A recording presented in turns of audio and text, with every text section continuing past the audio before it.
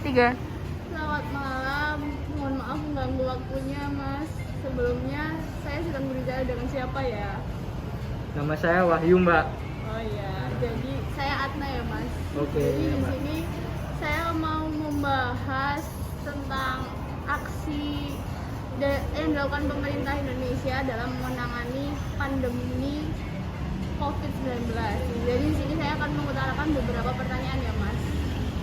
Yang pertama, bagaimana menurut Masnya peran pemerintah dalam menangani penyebaran COVID-19? Menurut saya, peran pemerintah dalam menangani pandemi saat ini sudah cukup baik.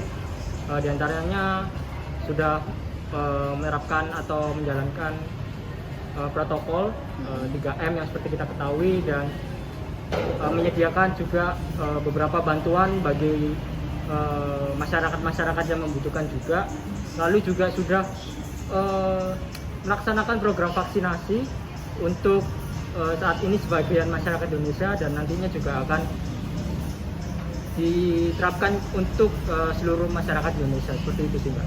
Jadi menurut Masnya penanganannya ini sudah termasuk efektif atau belum untuk menangani pandemi COVID-19 ini? Untuk efektif atau tidaknya sendiri di Indonesia saya belum cukup mengetahui karena saya tidak mempelajari data-data tersebut. Namun jika dibaca dengan saya bandingkan dengan keefektifan vaksinasi di luar negeri, vaksinasi ini cukup efektif dilakukan untuk mencegahnya penyebaran COVID-19 ini. Dari yang Mas sampaikan dalam data-data itu, menurut Mas pemerintah ini sudah transparan belum untuk menyebarkan data-data dari penyebarannya? Untuk data-data penyebaran, saya rasa dilakukan cukup transparan dengan adanya website-website yang disediakan pemerintah dan diupload atau diupdate dengan tiap harinya. Dan itu saya rasa itu cukup untuk menggambarkan transparansi pemerintah seperti itu. Kalau menurut Masnya ini bagaimana menurut Masnya kebijakan pemerintah dalam menangani pandemi pada saat awal terdeteksi Maret 2020 tahun lalu hingga saat ini? Jujur pendapat saya, untuk kebijakan awal pemerintah pada awal pandemi masuk di Indonesia, saya rasa sangat kurang. Dengarkan ada beberapa hal, dan untuk saat ini langkah-langkah dan kebijakan yang diterapkan pemerintah sudah cukup ketat ya untuk menangani atau mencegah penyebaran COVID-19 saat ini. Dan meskipun ada beberapa hal-hal yang mungkin harus dievaluasi lebih lanjut, dan saya rasa itu bisa ditangani untuk kedepannya.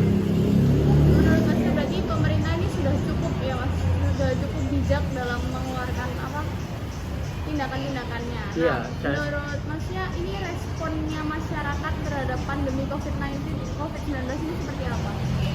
Menurut saya ya ada beberapa atau sebagian masyarakat yang cukup patuh mengenai kebijakan yang udah pemerintah terapkan.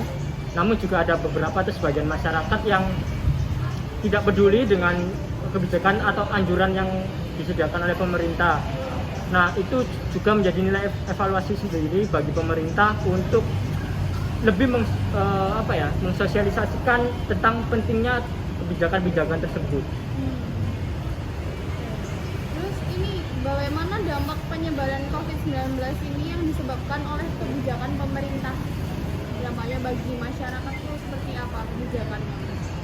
Itu kebijakannya ya ada beberapa atau sebagian orang yang merasa keberatan dengan kebijakan tersebut. Misalnya mulai dari PSBB, PPKM kalau saya tidak salah, karena beberapa dari usaha mereka mengalami penghambatan tentunya, dan adanya jam malam juga mengurangi mungkin penjualan mereka atau bisnis mereka, sehingga ya membuat omset mereka menurun seperti itu sih, Pak. Jadi menurut Masnya ini respon dari masyarakatnya ini lebih banyak ke negatifnya ya daripada positifnya? Untuk yang saya ketahui sedemikian sih. Jadi selama pandemi ini kan sudah dilakukan PSBB dan PPKM ya Mas. Nah menurut Mas ini bagaimana cara Masnya dalam melaksanakan PSBB dan PPKM? Untuk saya sendiri dengan mentaati PSBB atau peraturan yang sudah dianjurkan pemerintah, Contohnya saya saat ini saya memakai masker kemanapun saya pergi, dan saya juga mencuci tangan setiap saya habis melakukan aktivitas. Lalu saya juga langsung membersihkan badan setelah saya berpergian, dan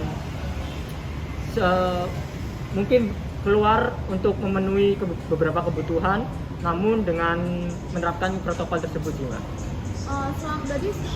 Selama PSBB, pelaksanaan PSBB dan PPKM ini, apa kendala yang Mas rasakan? Mungkin kendala yang terbesar yang Mas rasakan apa dalam kehidupan sehari-harinya?